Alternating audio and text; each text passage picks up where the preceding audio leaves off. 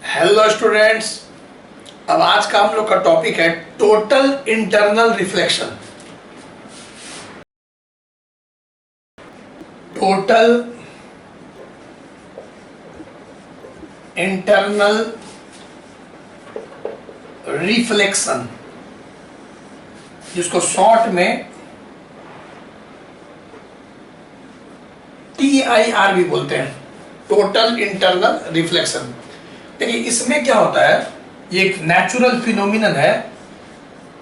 एक plane boundary है, यहां पर पहले समझिए एक प्लेन बाउंड्री है और नीचे डेंसर मीडियम है, डेंसर,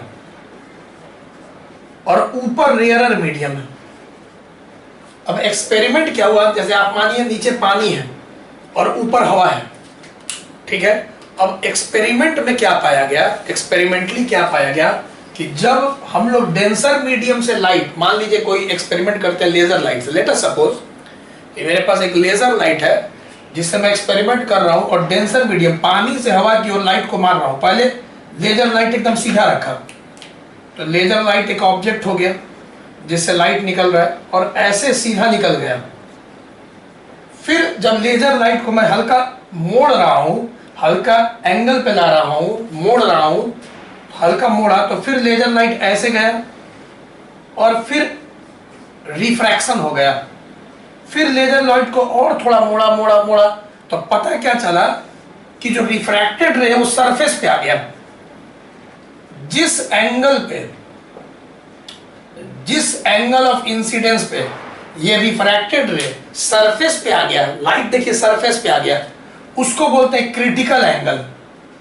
क्रिटिकल एंगल मतलब यहां से मैंने अगर क्रिटिकल एंगल इतना मोड़ा तो वही चीज होगा। अभी क्रिटिकल एंगल को डिटेल में पढ़ाएंगे, पहले सुनते रहिए एक्सपेरिमेंट। उसके बाद फिर मैंने जरा सा थोड़ा सा और लेजर टॉर्च को मोड़ा तो ये सीधे इंटरनल रिफ्लेक्शन हो गया। मतलब ये मैक्सिमम रिफ्रैक्शन जहां तक होना था हो गया। अब थोड़ा सा जरा सा भी एंगल को और मोड़ा तो लाइट रिफ्रैक्ट नहीं हुआ, उल्टा रिफ्लेक्ट हो गया। ये तभी होता है जब लाइट जा रहा है denser towards rarer, denser towards rarer. ये एक नेचुरल प्रक्रिया, एक्सपेरिमेंट है, समझिए ऐसा होता है। अब यहाँ पे एंगल I बराबर R हो गया, ये तो I बराबर R लॉ ऑफ रिफ्लेक्शन वाला हो गया, क्योंकि अब लाइट रिफ्रैक्ट नहीं हो रहा है, रिफ्लेक्ट हो गया। और ये तभी होगा जब एंगल ऑफ इंसिडेंस बड़ा है क्रिटिकल एंगल से। तो यहाँ पे बोलते हैं कि जब क्रिटिकल एंगल से I बड़ा हो गया तो बोलते हैं इस पॉइंट ऑफ इंसिडेंस पे TIR हो गया, टोटल इंटरनल रिफ्लेक्शन। 100% लाइट अंदर ही डेंसर ही मीडियम में रिफ्लेक्ट हो गया, बाहर निकला ही नहीं, ठीक है। तो ये एक्सपेरिमेंट समझ गए। पहले यहाँ पे हम लोग क्या लिख रहे हैं भाई, यहाँ पे कि सबसे पहले क्या है, ये TIR एक फिनोमिनन है। TIR it is a phenomenon, it is a phenomenon in which, जिसमें it is a phenomenon in which light while moving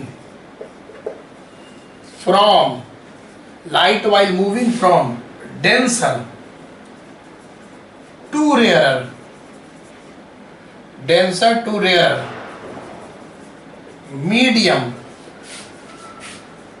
ठीक है। डेंसर तो लाइट जा रहा है डेंसर टू रेयरर मीडियम, या डेंसर टुवर्ड्स रेयरर कर दीजिए। Denser towards rarer medium is reflected back in denser medium. तो TIR एक ऐसा प्रक्रिया है जिसमें लाइट डेंसर से जा रहा है रेयरर की ओर, तब पूरी तरह से अगर डेंसर ही में रह गया तो बोलते हैं TIR हो गया। अब द टू कंडीशंस, तभी होगा TIR, the two TWO, the two conditions for TIR to take place are. देखो भाई, दो कंडीशन क्या क्या होना चाहिए। पहला कंडीशन है कि light should be moving, light should be moving from denser towards rarer medium. तो लाइट डेंसर से रेयरर, यही एक्सपेरिमेंट अगर तुम ऊपर से लेजर टॉर्च को लगा के करोगे तो नहीं होगा। ऐसा कभी नहीं होगा कि लाइट पूरी तरह से टोटली रेयरर मीडियम में रह जाए। ये तभी हो पाया गया एक्सपेरिमेंट में जब लाइट डेंसर से कहा जाता है रेयरर की ओर। दूसरा, the angle of incidence I should be greater than critical angle,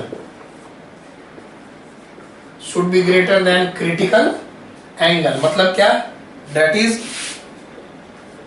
I बड़ा होना चाहिए IC से। समझाएंगे भी बहुत अच्छा से एग्जांपल से। पहले इसको नोट्स को पहले लिखो कि टोटल इंटरनल रिफ्लेक्शन का डेफिनेशन क्या है और कब होता है। भाई दो कंडीशन क्या है जिसमें टोटल इंटरनल रिफ्लेक्शन होता है। इसको भी डिटेल में हम लोग धीरे धीरे बहुत अच्छा से समझेंगे कि टोटल इंटरनल रिफ्लेक्शन क्या है, इस पे न्यूमेरिकल कैसे आएगा। ठीक है, पहले इसको वीडियो पॉज करके इतना लिखो। पहले देखो, इसमें सबसे पहले तुम क्रिटिकल एंगल को समझो। अब फिर TIR कब होगा, जब क्रिटिकल एंगल से एंगल को हम लोग बढ़ाएंगे तो फिर रिफ्रैक्शन नहीं होगा, रिफ्लेक्शन हो जाएगा ना, डेंसर ही मीडियम में लाइट रह जाएगा। तो यहां पे critical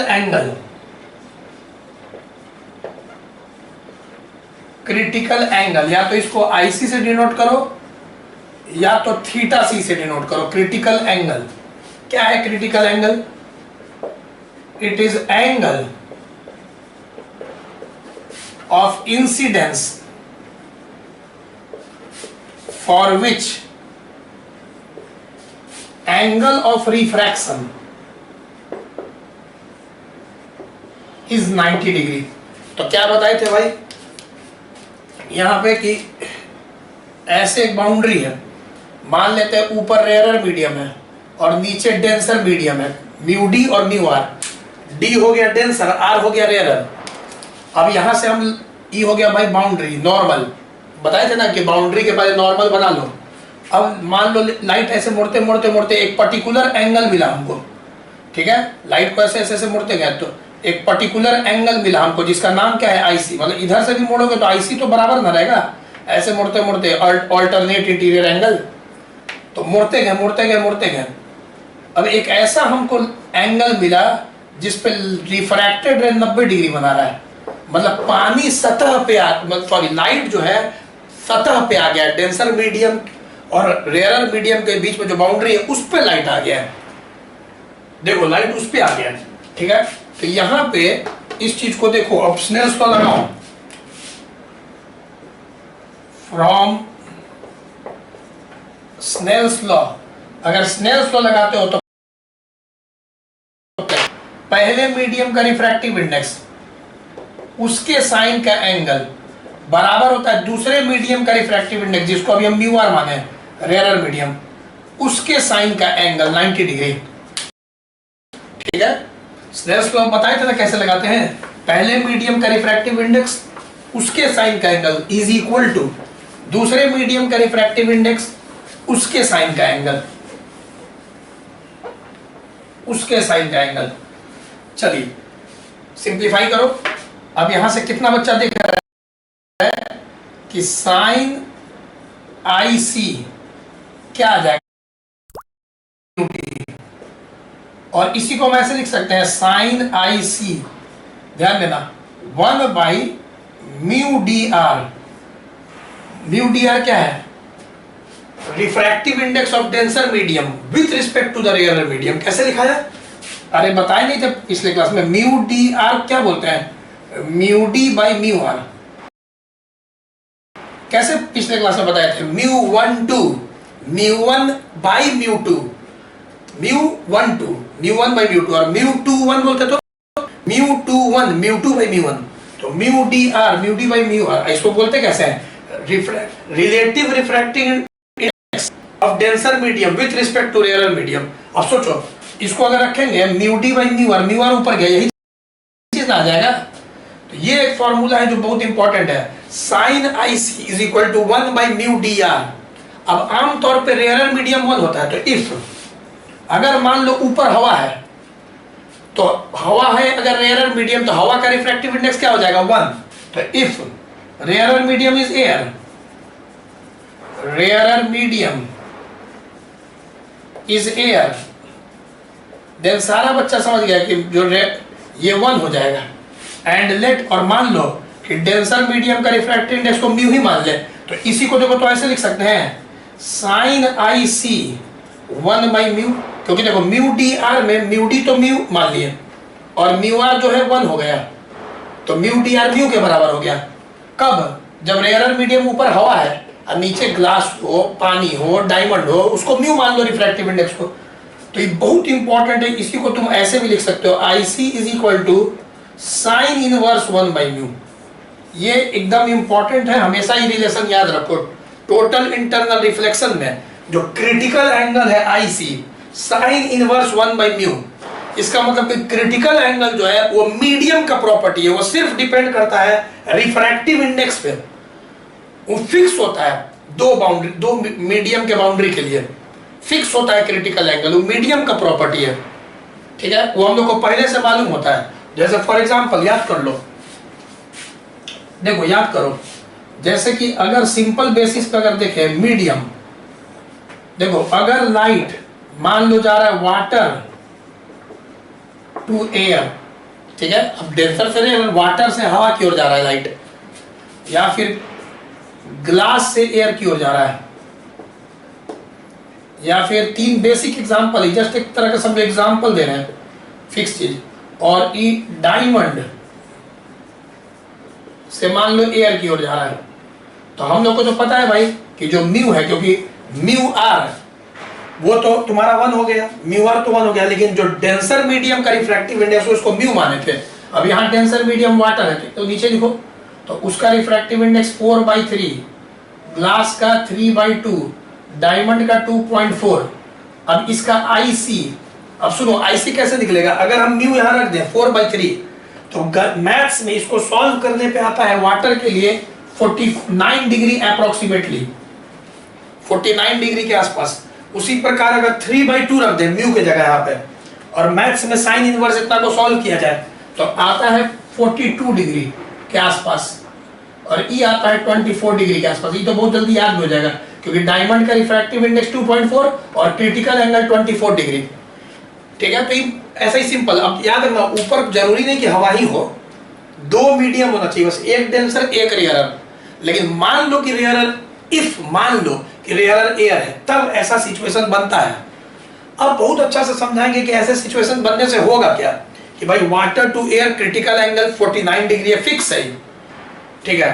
glass to air critical angle 42 degree fix है, diamond to air 24 degree fix है, क्योंकि वो तो मीडियम का प्रॉपर्टी है क्रिटिकल एंगल। अब इससे देखो समझाते हैं, पहले नोट करो, पहले क्रिटिकल एंगल नोट करो, बहुत अच्छा से समझ में आएगा।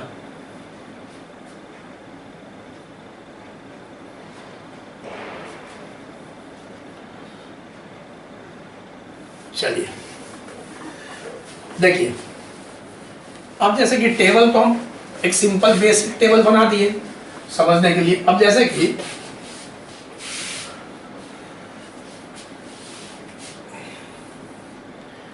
जैसे कि समझो एग्जांपल से, जैसे कि मान लो कंप्लीट करना है रे डायग्राम, नीचे हम अभी वाटर दे रहे हैं, ऊपर एयर दे रहे हैं, ठीक है। ये हो गया आपका नॉर्मल प्लेन बाउंड्री के परपेंडिकुलर। अब तुम बताना, हम इंसिडेंट रे ड्रॉ करेंगे।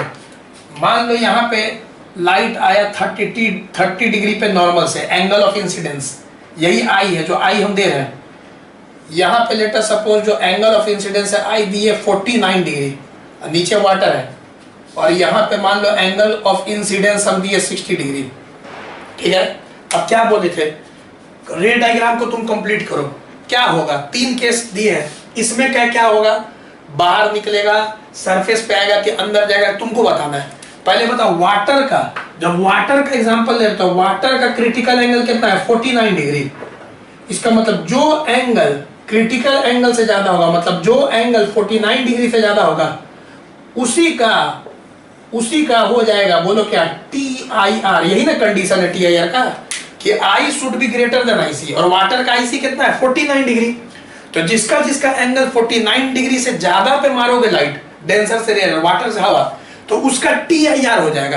तो चलो बताओ, यहाँ 49 डिग्री है तो यहाँ पे तो सरफेस पे रहेगा, क्योंकि तो क्रिटिकल एंगल है, यही तो क्रिटिकल एंगल है वाटर का, तो यहाँ पे तो सरफेस पे रहेगा, अभी बताए थे पीछे।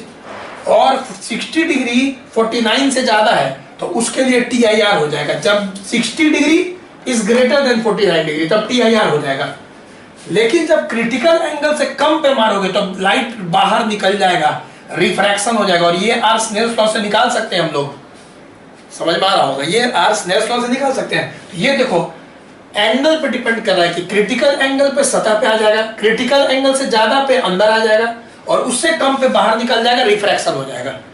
क्लियर? एक एग्जांपल और लेते हैं, देखिए टी आई आर, जैसे कि मान लीजिए कि हम लोग के पास राइट एंगल्ड प्रिज्म है ग्लास का। अब हम ग्लास बोल दिए तो critical angle glass to air क्या है, 42 डिग्री। अब क्वेश्चन सुनते रहो, मान लो ये 48 डिग्री हम ले लिए, ये 60 डिग्री, ये 30 डिग्री मान लो, और ये सब राइट एंगल है, ये सब 90 डिग्री है। अब हम लाइट को यहां पे मार दिए ऐसे। अब तुमको रे डायग्राम कंप्लीट करना है, रे डायग्राम कंप्लीट करो। क्या होगा तीनों फिगर में, क्या होगा पहले बताओ, ए बी पे क्या होगा, ए बी पे, और उसके बाद बताना कि ए सी पे क्या होगा। पहले बताओ ए बी पे क्या होगा, लाइट सीधा निकल जाएगा। क्यों? क्योंकि आई जीरो तो आर भी जीरो, क्योंकि अभी ग्लास ऐसे है, तो ग्लास जब ऐसे है तो उसका नॉर्मल क्या होगा, उसके परपेंडिकुलर। नॉर्मल क्या होगा, उसके ऐसे परपेंडिकुलर। इस सतह का बात कर रहे हैं, ए बी का बात कर रहे हैं, ए सी का बात नहीं कर रहे हैं। ए बी के लिए जैसे ए बी को तुम देखोगे तो इधर तो ग्लास है, इधर हवा है, इधर ग्लास है। ए बी ये बाउंड्री है, ए बी इधर हवा है, इधर ग्लास है, तो इसका नॉर्मल ए बी का ऐसे होगा। ठीक, तो यहाँ पे नॉर्मल है। अब यही नॉर्मल है, तुम जब लाइट ऐसे मारे तो आई कितना हो गया, जीरो, क्योंकि नॉर्मल से 0 डिग्री बना रहा है, तो आर भी कितना हो जाएगा, जीरो। स्नेल्स लॉ से आई जीरो तो आर जीरो, तो ये सीधा निकल जाएगा। तो पहले तो सीधा निकल जाएगा तीनों में भाई, रीजन समझा दिए, चलो सीधा निकल जाएगा क्योंकि आई जीरो तो आर जीरो। लेकिन अब मजा आएगा, देखो एसी को तुम सोचो, एसी, अब इधर ग्लास है और बाहर इधर एयर है, ग्लास से एयर, ग्लास से एयर, ग्लास से एयर, डेंसर से एयर, डेंसर से एयर। अब इसका बताओ नॉर्मल, इसका नॉर्मल तो ऐसे बन गया, इसका नॉर्मल तो ऐसे होगा, पढ़े होगे इंक्लाइन प्रॉब्लम में नॉर्मल। तो इसका नॉर्मल पहले बनाओ, किसका नॉर्मल बना रहे हैं, एसी का। किसका नॉर्मल बना रहे हैं, एसी का। ठीक है, अब तुम हमको बताओ कि ये जो एंगल है, ये नॉर्मल से जो एंगल बना रहा है, यही ना आई है, यही ना आई है। और टी आई आर किसके लिए होगा, जिसका आई बड़ा होगा। इस बार ग्लास है तो 42 डिग्री ई हो गया। ये हम बनाए थे किसके लिए, वाटर के केस के लिए। अब ग्लास का केस है तो भाई I should be greater than critical angle I C, तो I should be greater than 42 degree. किसके लिए, ई हो जाएगा तुम्हारा टी आई आर ग्लास के लिए। ई किसके लिए बताया था, वाटर के लिए। समझ में आ रहा होगा, रफ में समझो। तो नॉर्मल समझ गया, हमको आई बताओ। चलो बताओ इस केस में आई क्या होगा, इस केस में आई क्या होगा, इस केस में आई क्या होगा। एंगल ऑफ इंसिडेंस जो कि नॉर्मल से मेजर होता है। तो एक बात बताओ, ये 60 डिग्री है तो ये भी कितना होगा, 60 डिग्री करस्पॉन्डिंग एंगल। ये 60 तो ये 60। अब बताओ ये पूरा 90, क्योंकि नॉर्मल है, ये 90 डिग्री है। तो अगर हम लोग देख रहे हैं कि ये है 60 और ये पूरा 90, तो ये तो 30 आ जाएगा ना। तो इस फिगर में एंगल ऑफ इंसिडेंस 30 डिग्री। उसी प्रकार ये 48 तो ये 48, अब 90 माइनस 48 तो यहाँ 42 डिग्री आ जाएगा। अब ये 30 तो करस्पॉन्डिंग एंगल से ये 30, अब 90 माइनस 30 तो यहाँ पे आई जो है 60 डिग्री आ जाएगा। तो यहाँ थोड़ा हम लोग को मेहनत करना पड़ा हल्का एकदम, क्या चीज निकालने के लिए, आई निकालने के लिए। नॉर्मल का कॉन्सेप्ट से बहुत अच्छा से देखो समझाया गया, यहाँ पे कंफ्यूजन नहीं होगा। अब चलो बताओ ग्लास का क्रिटिकल एंगल कितना है, 42 डिग्री। तो जब एंगल ऑफ इंसिडेंस 42 डिग्री होगा तो सतह पे आ जाएगा, बाउंड्री पे। किसके, ग्लास और एयर के बाउंड्री पे लाइट आ जाएगा। क्रिटिकल एंगल पे। और अगर क्रिटिकल एंगल से ज्यादा है, आई 60 degree is greater than 42 degree, तो फिर क्या आ जाएगा, अंदर आ जाएगा ये, और फिर आई बराबर आर हो जाएगा। मतलब ये 60 तो ये 60, यहाँ पे ये 60 तो ये 60, लॉ ऑफ रिफ्लेक्शन लगेगा, क्योंकि यहाँ रिफ्लेक्शन हो गया है, ठीक है, और यहाँ पे क्या होगा, रिफ्रैक्शन हो जाएगा। अब फिर ये जो आर है वो हम लोग स्नेल्स लॉ से निकालना पड़ेगा हम लोग को, ये आर जो कि निकल जाएगा स्नेल्स लॉ से, क्योंकि यहाँ पे क्यों रिफ्रैक्शन हो गया, क्योंकि 42 डिग्री से तो कम है ना। तो इससे एकदम क्लियर हो गया होगा तुमको कि क्रिटिकल एंगल पे बाउंड्री पे आ जाता है रिफ्रैक्टेड रे। क्रिटिकल एंगल से कम रहेगा तो बाहर निकल जाएगा, मीडियम चेंज, रिफ्रैक्शन। और क्रिटिकल एंगल से बड़ा होगा तब TIR होगा, डेंसर ही मीडियम में रह जाएगा, जैसे ग्लास ही में रह गया या वाटर ही में रह गया, ठीक है, रिफ्रैक्शन हुआ ही नहीं। ये है नेचुरल फिनोमिना जिसका नाम है टोटल इंटरनल रिफ्लेक्शन। अब इस पर प्रॉब्लम देखते हैं, पहले नोट करो।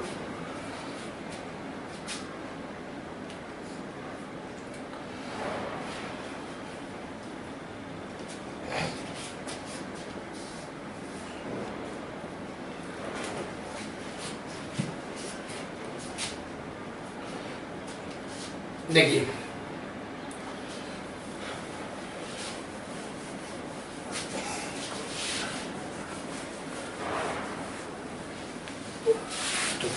याद कर लो condition, I should be greater than IC। IC fix होता है, IC तो पहले ही से हम लोग को पता है मीडियम देख के, क्योंकि IC तो मीडियम का प्रॉपर्टी है ना, ठीक है।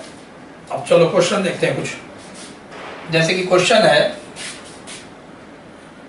यहां पे लिखते हैं एक छोटा सा question, find maximum angle that can be made in glass medium, जिसका म्यू दिया हुआ है 3/2, if a ray is moving from glass to vacuum. देखो इसका बस लैंग्वेज देखो, तो एक लाइन में बन जाएगा कि बोला find maximum angle that can be made in glass, find maximum angle that can be made in glass medium if a ray is moving from glass to vacuum. तो डेंसर से रेयर जा रहा है, तो मैक्सिमम एंगल क्या होगा, ठीक है ना, find maximum angle that can be made in glass medium if a ray is refracted from glass to vacuum. यहाँ पे वर्ड गलती लिखा गया है, यहाँ पे होगा refracted from glass to vacuum, refracted word यहाँ छूट गया था। तो find maximum angle that can be made in glass medium if a ray is refracted from glass to vacuum. Common sense है कि यहाँ कहीं क्रिटिकल एंगल नहीं लिखा है, लेकिन निकालना क्रिटिकल एंगल है। सोचो क्यों, क्योंकि रिफ्रैक्टेड लिखा है, रिफ्रैक्टेड के लिए मैक्सिमम क्या होता है, क्रिटिकल एंगल, क्योंकि उससे फिर थोड़ा सा भी एंगल बढ़ाओगे तो फिर तो रिफ्लेक्शन हो जाएगा ना, रिफ्रैक्शन तो नहीं होगा। तो रिफ्रैक्शन के लिए जो मैक्सिमम एंगल होता है वही तो क्रिटिकल एंगल है। और क्रिटिकल एंगल का फॉर्मूला क्या बताए थे, साइन इनवर्स 1/μ, पीछे प्रूव किए थे क्या, साइन इनवर्स 1/μ, म्यू कितना है 3/2, तो 3 नीचे 2 ऊपर आ जाएगा, बस खत्म। तो ये एक तरह का 1 मार्क्स का सवाल था कि maximum angle that can be made in glass medium if a ray is refracted from glass to vacuum, ठीक है, इसको नोट करो। नेक्स्ट क्वेश्चन बहुत इंपॉर्टेंट है, नेक्स्ट क्वेश्चन बहुत इंपॉर्टेंट है बोर्ड एग्जाम के लिए, CBSE बोर्ड में लगातार पूछता है। A beam of light consisting of red, green and blue colors, मतलब एक बीम है जिसमें 3 कलर है, रेड, ग्रीन और ब्लू कलर है, is incident on a prism as shown.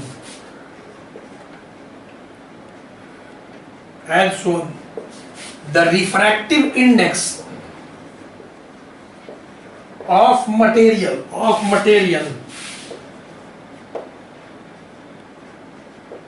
of prism for red, green and blue wavelengths are 1.37, 1.44 and 1.47. Which color will be separated? Which color will be separated from the beam? चलो ये हो गया ना, ये तो 1 marks का था। Maximum angle of refraction कहाँ होता है भाई? मैक्सिमम एंगल ऑफ रिफ्रैक्शन तो 90 डिग्री होता है। कब होता है? जब क्रिटिकल एंगल पे लाइट मारते हैं। तो which colour will be separated from beam by the prism? देखो पहले क्वेश्चन को समझो, क्वेश्चन को ठीक से समझो। देखिए यहां पे ये फिगर क्वेश्चन में दिया हुआ है कि एक प्रिज्म है और ये एंगल 45 डिग्री गिवन है। ये फिगर दिया हुआ है क्वेश्चन में, एस सोन इन फिगर लिखा हुआ था ना, फिगर में शोन एस सोन। तो चलो फिगर दिया हुआ है, अब इसी पे 3 लाइट, एक बीम मारा जिसमें 3 कलर है। एक तो रेड कलर है भाई, रेड कलर है, ठीक है ना, रेड कलर। अभी हम लोग ऐसा पीछे देखे थे कि ए बी से डायरेक्ट निकल जाएगा, मेन एसी पे होता है ग्लास टू एयर। तो रेड मार दिया, ठीक है। उसके बाद ग्रीन और ब्लू मन में सोच लो, ग्रीन और blue, red green blue, 3 colour का लाइट मारा एकदम साफ बीम पे, ठीक है। अब बताना है तुमको कि किसका टीआईआर होगा, कौन बाहर निकल जाएगा, कौन अंदर ही रह जाएगा। सिंपल क्वेश्चन, खत्म। और दिया हुआ है जैसे कि अगर हम बोलेंगे कि रेड का रिफ्रैक्टिव इंडेक्स क्या है ग्लास के लिए, 1.3 सेकंड। याद रखना, अलग अलग वेवलेंथ के लिए उसी ग्लास का, सेम ग्लास का अलग अलग वेवलेंथ के लिए अलग अलग रिफ्रैक्टिव इंडेक्स होता है, क्योंकि अलग अलग वेलोसिटी होता है ना, तो अलग अलग रुकावट महसूस करता है। रेड का अलग रुकावट होगा, रेड वेवलेंथ, और सबसे ज्यादा रुकावट रेड को महसूस, सबसे कम रुकावट रेड को महसूस होता है, इसलिए उसका स्पीड सबसे ज्यादा होता है। तो यहाँ पर रेड का है 1.37। अगर ध्यान से देखोगे ब्लू का ग्रीन का है, फिर ग्रीन का 1.4, और फिर देखोगे रिफ्रैक्टिव इंडेक्स ब्लू का तो 1.47। तो एक ही ग्लास का अलग अलग वेवलेंथ के लिए रिफ्रैक्टिव इंडेक्स अलग अलग होता है। ये गिवन है, क्वेश्चन में दिया हुआ है। देखो यहाँ पे क्वेश्चन में दिया हुआ है, ये वैसे ही लिख दिए पहले कि गिवन है। अब चलो बताओ 40IR क्या पढ़ा है तुमको? TIR कब होता है? जब आई, जिस एंगल पे हम लोग लाइट मारते हैं, आई एंगल ऑफ इंसिडेंस बड़ा होता है उस मीडियम के क्रिटिकल एंगल। बताए थे ना कि जब आई ग्रेटर होता है आईसी के क्रिटिकल एंगल से। कैसे? वाटर वाला समझाए थे, तो 49 डिग्री था क्रिटिकल एंगल। अब 49 से ज्यादा पे मारे तो आई जब बड़ा हुआ 49 से, वाटर के केस में धड़ धड़ कैसे अंदर ही रह गया, TIR हो गया, TIR हो गया। फिर पीछे क्या एग्जांपल दिए थे ग्लास का, 42 डिग्री, 42 से ज्यादा पे मारेंगे तो फिर ग्लास ही में रह गया था रेड। तो आई बड़ा जब होता है आईसी से तो TIR हो जाता है, डेंसरे मीडियम में रह जाता है लाइट। चलो अब दोनों तरफ साइन लगा दो। अब पीछे क्या पढ़ाए थे? साइन आईसी को पढ़ाए थे 1/μ, नहीं ब्रैकेट में डाल दिए थे, साइन आईसी 1/μ। देखो कॉपी में नोट किए होंगे, इसको प्रूव किए थे कि साइन आईसी होता है 1/μ। अभी इस पे सवाल भी देखे थे। अब साइन आई, यहाँ पे आई देखो कितना है, 45 डिग्री। अब ये नॉर्मल है एसी का, पीछे समझाए थे, तो ये भी 45, तो 90 में से क्या, तो यही आई है। साफ पता चल रहा है कि आई भी यहाँ 90 - 45, 45, साइन 45 डिग्री, साइन 45 डिग्री 1/√2 होता है। तो यहाँ पे आ गया म्यू ग्रेटर देन √2। देखो म्यू इधर आया, √2 इधर गया, क्रॉस करो तो म्यू ग्रेटर देन 1.41। अब बताओ म्यू ग्रेटर देन 1.41 किसका वैल्यू है? √2 का। इसका हिंदी में मतलब समझाओ, क्या मतलब है इसका?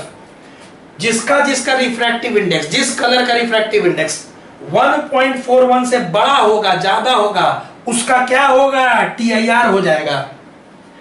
ये तो TIR के लिए ना कंडीशन है, इसी को ना सॉल्व किए। तो जिसका जिसका रिफ्रैक्टिव इंडेक्स इतना से ज्यादा होगा उसका टीआईआर होगा, और जिसका नहीं होगा इतना से बड़ा उसका टीआईआर नहीं होगा। ये तो कंडीशन फॉर टीआईआर आ गया।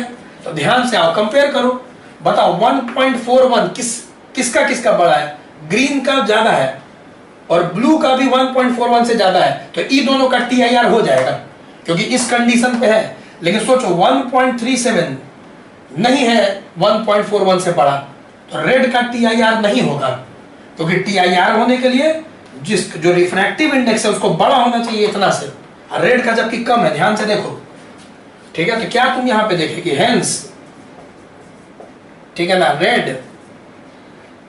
Red will not undergo TIR, red का टीआईआर नहीं होगा, ठीक है ना। Hence it is red is refracted out and separated from the beam. तो बहुत बार बोर्ड एग्जाम में आता है, सीबीएसई बोर्ड में खास तौर पे। अब जैसे कि इसमें क्या हुआ भाई, रिजल्ट अंत में एक बार रिव्यू करवा दे कि हुआ क्या। जो रेड है वो टीआईआर नहीं किया, बाहर निकल गया। देख लो रेड बाहर निकल गया, ठीक है। लेकिन जो ग्रीन है और ब्लू है उसका टीआईआर हो गया, वो दोनों अंदर ही रह गया। तो रेड तो सेपरेट हो गया ना भाई। तो कैसे इसको लॉजिकली देखा जाता है ये देख लो, बहुत इंपॉर्टेंट है, हमेशा ही रिपीट होता है क्वेश्चन, नोट करो जल्दी।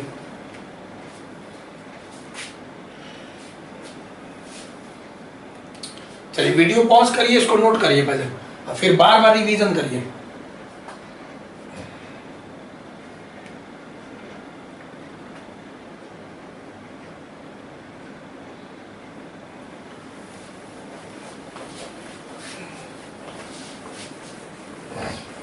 देखिए अब एक एनसीईआरटी का एक क्वेश्चन इंपॉर्टेंट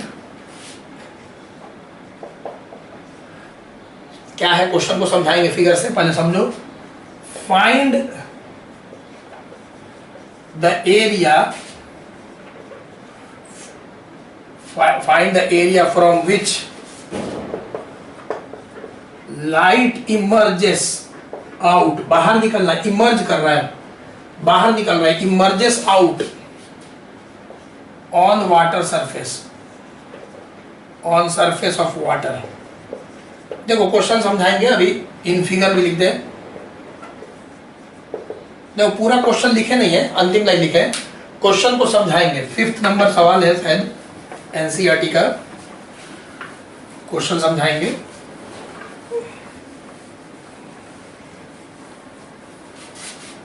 देखो देखिए अब यहां पे क्या है, क्वेश्चन को समझो। बोल रहे एक टैंक है, टैंक, एक टैंक है, टैंक, और टैंक का हाइट कुछ दिया रहता है। यहां दिया हुआ मान लो 80 सेंटीमीटर, कुछ भी दे देगा, 100 सेंटीमीटर, 120 सेंटीमीटर, 1 मीटर, मतलब एच दिया रहेगा। और बोल रहा है कि टैंक में पूरा पानी भरा हुआ है।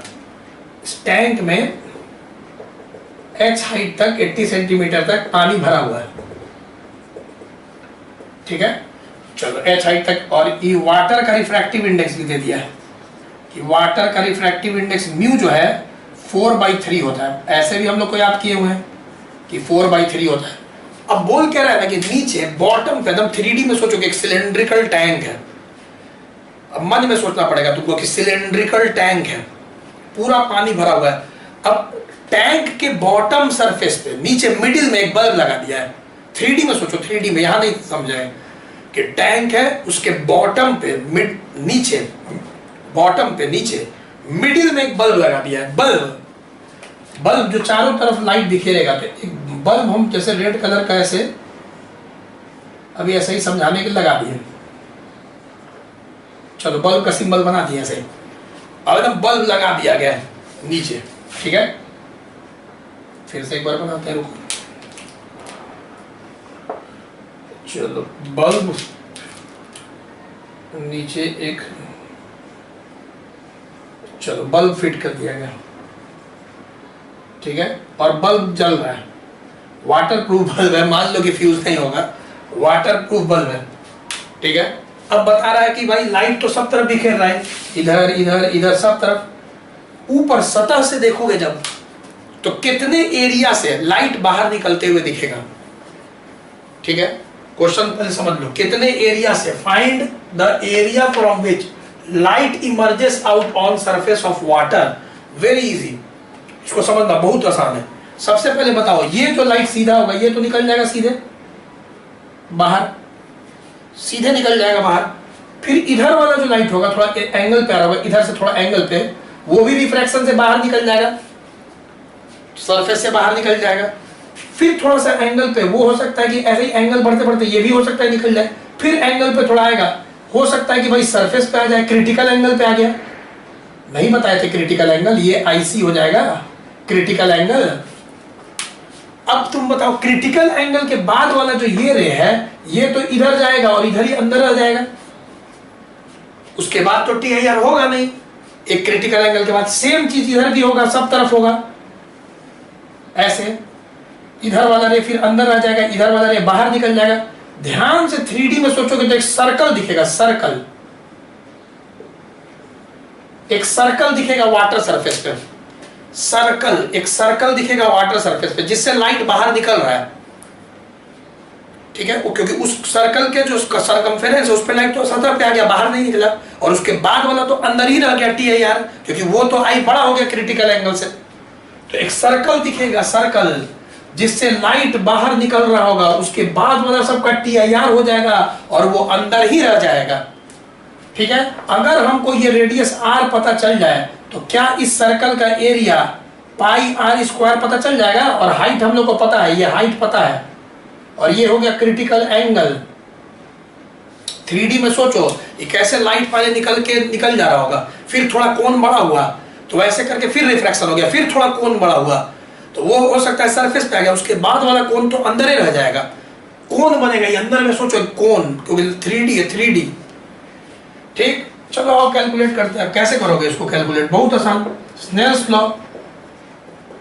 अब स्नेल्स लॉ से हम प्रूव किए थे तुम लोग को कि साइन IC जो मीडियम का क्रिटिकल एंगल होता है, जिसपे लाइट सरफेस ही पर रह जाता है, उसके बाद तो अंदर आ जाता है, वो होता है 1/μ। ये हम प्रूव कर चुके हैं। और यहां पे तुम देखोगे तो साइन IC म्यू है 4/3, तो उल्टा हो गया 3/4। ये हम लोग का फर्स्ट आ गया। अब फ्रॉम जियोमेट्री या ट्रिग्नोमेट्री या फ्रॉम फिगर, जो लिख रहा है लिखो। क्या तुम देख रहे हो कि इस ट्रायंगल को तुम में देखो, इस ट्रायंगल में tan थीटा, थीटा यहाँ IC है, tan थीटा परपेंडिकुलर, तो परपेंडिकुलर R है, बाई बेस H है, R/H, tan theta perpendicular by base, ठीक है। चलो अब यहाँ पे R हम लोग को चाहिए, H तो दिया हुआ है, गिवन है, वो बाद में पुट किया जाएगा। H गिवन है क्वेश्चन में, R नहीं पता, R पता चल जाएगा तो एरिया पता चल जाएगा। अब tan IC कैसे निकाले भाई, इन दोनों के मदद से। तो देखो बचपन में बहुत बार तुम किए होगे कि अगर साइन थीटा पता है तो tan थीटा पता चल जाएगा, cos थीटा पता चल जाएगा। तो अगर साइन IC पता है तो tan IC पता चल जाएगा। 10th में क्यों ना कि साइन थीटा अगर पता है तो सब पता चल जाएगा, cos थीटा, tan थीटा। तो sine theta perpendicular by hypotenuse, और ये है IC, तो साइन थीटा P/H, ये 3 ये 4, तो ये कितना आ जाएगा √7, 16 - 9 7, ठीक है। 5 मत लिख देना, ये 3 ये 4 तो ये 5, ये 3 है ये 4 है तो ये √7 आएगा। करो पाइथागोरस थ्योरम। तो चलो tan IC कितना, परपेंडिकुलर बाई बेस 3/√7, तो यहाँ से हम लोग का R आ गया 3H/√7। तो देयरफॉर एरिया क्या आ जाएगा, एरिया πr², πr²। तो इसको पुट करोगे तो 9 करके पुट करना, R² 9 πH²/7। अभी हम आंसर ऐसे ही अल्फाबेट में छोड़ रहे हैं। अब डिफरेंट प्रॉब्लम में डिफरेंट H देगा। जैसे यहाँ पे H 80 है तो 80 रख लेना, सेंटीमीटर स्क्वायर में आंसर आ जाएगा। अगर सेंटीमीटर ही में रखते हो तो अपना रख लेना, H का वैल्यू पाई पता है 3.14, बाकी तो पता है ना, तो पुट वाला काम तुम कर ही लोगे। मेन तो कॉन्सेप्ट समझ गए ना कि कैसे स्नेल्स लॉ हम लोग पढ़े थे कि साइन IC होता है 1/μ, और फिर जियोमेट्री देख के R हम लोग को पता चल गया। तो पता चल गया कि एक सर्कल से लाइट बाहर निकल रहा होगा, उसके बाद जो लाइट होगा वो सब का TIR हो जाएगा और वो भीतर ही रह जाएगा, वाटर ही में, वो बाहर नहीं निकलेगा। ठीक है, नोट करो।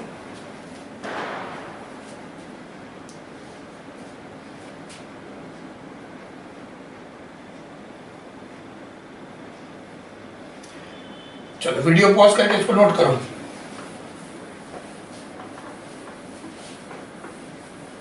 देखो एक छोटा सा टॉपिक और है, ऑप्टिकल फाइबर।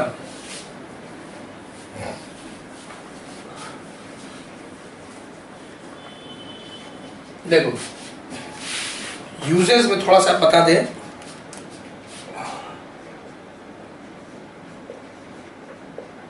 ऑप्टिकल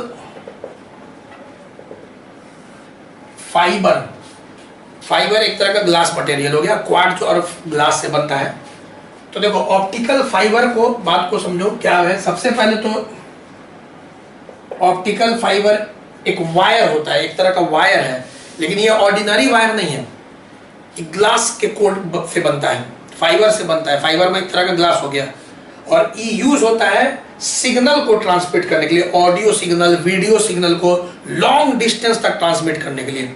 तो बोल रहा है कि सबसे पहले it is based, optical fibre is based on total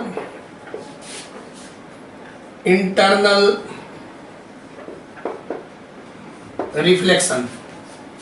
total internal reflection, it is based on total internal reflection. ध्यान दीजिएगा। फिर बोल रहा है it is used for transmitting,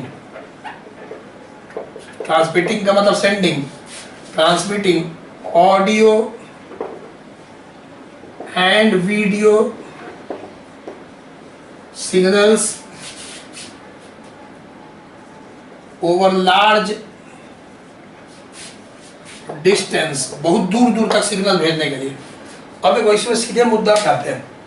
देखो इसमें क्या होता है ना कि पहले एक ग्लास का या फाइबर का जो भी बोलो, एक कोर होता है, ऐसे ये ग्लास है, शीशा, बस समझना है तुमको, ये ग्लास है, ठीक है। और इसके ऊपर एक हॉलो सिलेंडर टाइप का ग्लास सोचो, दूसरा ग्लास है ये, लेकिन अलग अलग ग्लास है, दोनों का रिफ्रैक्टिव इंडेक्स अलग अलग है। उसी के ऊपर है, ये अलग है, ये बाहर वाला लेप की तरह चढ़ा हुआ है। एक ग्लास के ऊपर बोल सकते हो दूसरा ग्लास, या एक फाइबर के ऊपर दूसरा फाइबर। इसको बोलते हैं, जो लेप चढ़ा हुआ है ब्लैक वाला जो बना है, इसको क्लैडिंग बोलते हैं, क्लैडिंग। और इसका रिफ्रैक्टिव इंडेक्स लो रहता है, ठीक है। रिफ्रैक्टिव इंडेक्स इसका लो रखा जाता है, कम रखा जाता है। लेटर सपोज इसका रिफ्रैक्टिव इंडेक्स है आपका, ठीक है, μ2, जिसको रिफ्रैक्टिव इंडेक्स लो, कम रखा जाता है। किससे? इसके जो अंदर वाला ग्लास है, इसको कोर कहते हैं, कोर, ठीक है। क्लैडिंग का मतलब होता है लेप चढ़ाना। कैसे तुम्हारा हाथ कभी टूट गया होगा, मान लो कभी फ्रैक्चर हुआ होगा बचपन वगैरह में कहीं भी, या किसी को देखे होगे, तो देखे होगे कैसे प्लास्टर ऑफ पेरिस का लेप चढ़ा देता है। देखो ना, प्लास्टर ऑफ पेरिस का ऐसे लेप चढ़ा देता है, उसी को बोलते हैं क्लैडिंग कर दिया है, लेप चढ़ा दिया है प्लास्टर ऑफ पेरिस का। तो उसी प्रकार बीच में कोर वाला ग्लास है, ऊपर से एक और ग्लास जिसका मटेरियल अलग अलग है, दोनों का क्लैडिंग कर दिया गया, लेप चढ़ा दिया गया। अब ये जो कोर है, इसका जो रिफ्रैक्टिव इंडेक्स है ये हाई होता है। अंदर वाले का रिफ्रैक्टिव इंडेक्स ज्यादा होता है बाहर वाले के कंपैरिजन में। इसके रिफ्रैक्टिव इंडेक्स को मान लेते हैं μ1, और जैसा कि मैंने बोला μ1 बड़ा है क्या चीज है, μ2 से। कोर का रिफ्रैक्टिव इंडेक्स ज्यादा रखा गया है क्लैडिंग से। बस कॉन्सेप्ट है, सुनो। अब ये एक्सिस हो गया। अब यहां पे देखो, यहां पे सुटेबल एंगल पे ऐसा सिग्नल मारा जाता है, ऐसा लाइट मारा जाता है, ब्लैकी से बनाते हैं ऐसे, इसको तुम यहां पे लिख लो भाई, ये अंदर वाला कोर, ऐसे एंगल लाइट मारा जाता है कि फिर ये जब अंदर आता है रिफ्रैक्शन से, जो थोड़ा रिफ्रैक्शन दिखाए हैं, ऐसे आया, फिर हल्का रिफ्रैक्शन हुआ कि यहाँ पे इसका TIR हो जाता है, जबकि यहाँ ग्लास ही है दोनों, ई नहीं कि ग्लास से बाहर निकल जाएगा। ऐसा सूटेबल एंगल पे लाइट मारा जाता है कि वो सिग्नल अंदर ही TIR हो जाता है, ठीक है। ई नहीं कि ग्लास से फिर एयर में चला गया, ऐसे अंदर आ जाते हैं, यही ना पढ़ाए थे। फिर इसका TIR होते चला जाता है। अब ये तार चलते जाएगा चलते जाएगा। अब ये जो लाइट का सिग्नल है या ऑडियो सिग्नल है, वीडियो सिग्नल है, इसका लगातार TIR होते चल जाएगा और लॉन्ग डिस्टेंस तक सिग्नल को ट्रांसमिट करते जाएगा without any loss of energy. जैसे बहुत बच्चा पूछेगा कि सर इसका फायदा क्या हुआ, क्या फायदा हुआ? एयर में जब वायरलेस है तो देखो वायरलेस में दिक्कत क्या है ना, आराम से समझना क्यों ऑप्टिकल फाइबर का फायदा है, क्या होता है इससे सिग्नल फेंकने से। देखो जब हम लोग एयर में वायरलेस में सिग्नल फेंकते हैं तो जब वो बहुत पावर देना पड़ता है, बहुत ज्यादा पावर। क्यों बहुत ज्यादा पावर?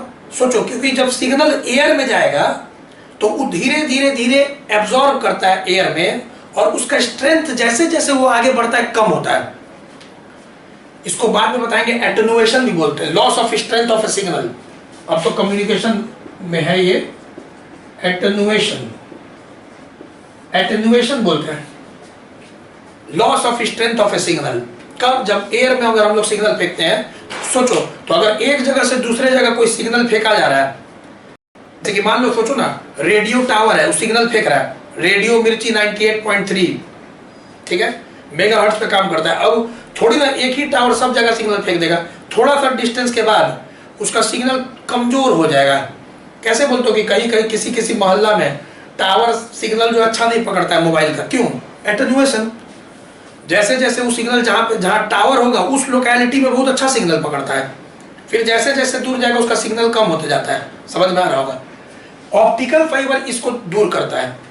ये क्या करता है ना कि अगर ऑप्टिकल फाइबर इस वायर को जो बनाया IIT मुंबई, इसके मदद से अगर सिग्नल फेंका जाए तो इसमें एटेन्युएशन नहीं होता है, ये वैसा ही सिग्नल को जस्ट करता तरह के TIR करते करते करते करते करते करते भेजता है। क्योंकि याद है ना TIR का फुल फॉर्म क्या है? Total internal reflection. टोटल में 100%, कोई लॉस नहीं, 100% इंटरनल रिफ्लेक्शन होता है, सीधे सीधे सीधे सीधे चल जाता है। तो बहुत फायदेमंद चीज है। इससे पावर जो फेंका जाता है सिग्नल वो खर्च नहीं होता है, जिससे बचता है हम लोग का मनी बचे या पावर बचे। समझ में आ रहा होगा? तो इस बहुत फायदेमंद चीज है ऑप्टिकल फाइबर। क्लियर? तो इसको बस थोड़ा सा जान लो। क्लैडिंग कोर ऐसे बनाया जाता है, 2 ग्लास के मटेरियल से। थोड़ा पढ़ भी लेना अपना NCERT में इसका, ठीक है? तो फिर मिलते हैं नेक्स्ट क्लास में। आज रिफ्रैक्शन हो गया, अब रिफ्रैक्शन कंटिन्यू रहेगा, ठीक है? Bye bye.